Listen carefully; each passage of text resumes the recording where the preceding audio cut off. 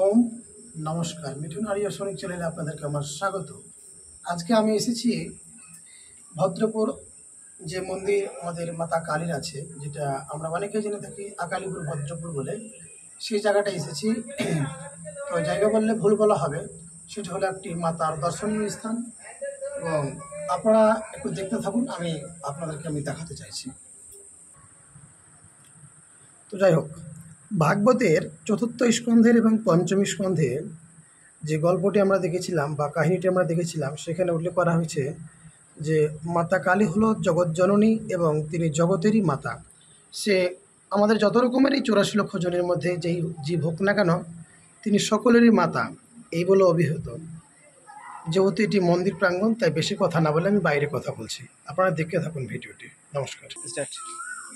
তো যাই হোক, আমি এখানে প্রমাণস্বরূপ একটি কথা বলতে চাই, যেহেতু আমি মাইকটা আনতে আজকে ভুলে গেছি।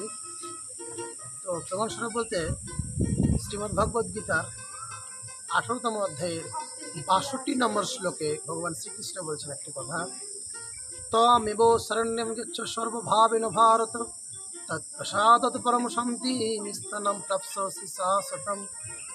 অর্থাৎ যোগেশ্বর ভগবান শ্রীকৃষ্ণ বলছেন যে তুমি সর্বত্রভাবে তার শরণ গ্রহণ করো। কার? যোগেশ্বর শ্রীকৃষ্ণ গীতার প্রতিম। অর্থাৎ যোগেশ্বর বলছেন যে যিনি মৃত্যুর সময় ওম উচ্চারণ করে দেহ ত্যাগ করবেন, তিনি সেই পরম গতিকেই লাভ করবেন। সুতরাং আমরা যেখানে যাই না কেন মন্দির প্রাঙ্গণে, সেটা তো আমাদের সনাতন ধর্ম অবলম্বীদের কাছে একটি বিশেষ বার্তা, কিন্তু তবুও মন্দিরে এলেই মনে হয় যেন আমাদেরকে পবিত্র পবিত্র ভাব আসে। তাই আমি মন্দির প্রাঙ্গণে বসে আজকে আপনাদের সম্মুখে এটুকুই বলতে চাইছি, আপনারা সকলেই গীতা পড়ুন এবং জানুন এবং ওমের সান্নিধ্যে আসুন, আর সকল দেবদেবীকে আপনারা সম্মান করুন, জ্ঞাপন করুন, প্রণাম করুন। এই বলে আমি ভিডিও এখানে শেষ করছি। নমস্কার।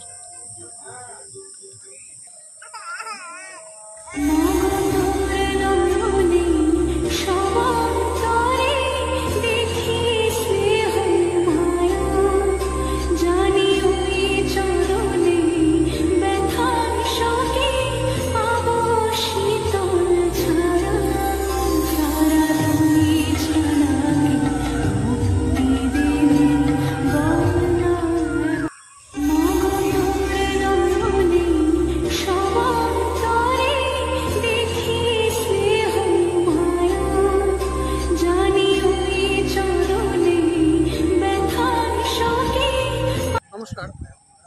যেহেতু অল্প সময় সন্ধ্যা ঘনিয়ে এসেছে, তাই বৈদিক মতে সন্ধ্যা উপাসনা করা অবশ্যই প্রয়োজন। তা সেই সন্ধ্যা উপাসনা যে আমরা করব, সেই সন্ধ্যা উপাসনার যে প্রথম মন্ত্র এবং সেই ঈশ্বর পরমেশ্বর পরমাত্মাকে যে প্রণাম মন্ত্র, সেটা একটু আপনারা দেখে নেন, যেটা আমাদের ঋগ্বেদ, যজুর্বেদ এবং সামবেদে উল্লেখিত করা হয়েছে।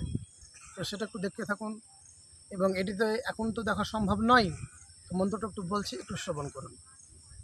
ওম নমঃ সম্ভবায় চ ময়ো ভবায় চ নমঃ শঙ্করায় চ ময়োস্করায় চ নমঃ শিবায় চ শিবোত্তরায় চ।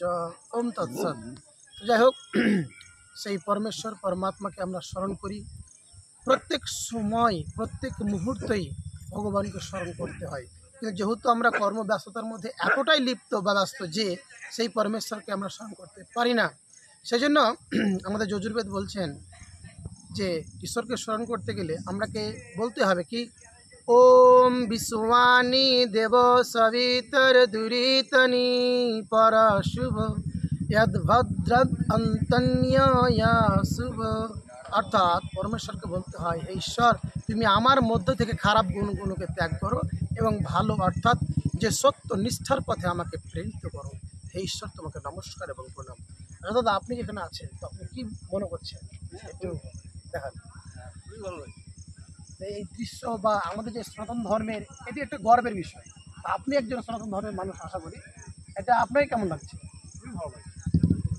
তো বুঝতে পারছেন, আজকে এখানে আমি আমার ভিডিও সমাপ্ত করলাম। নমস্কার।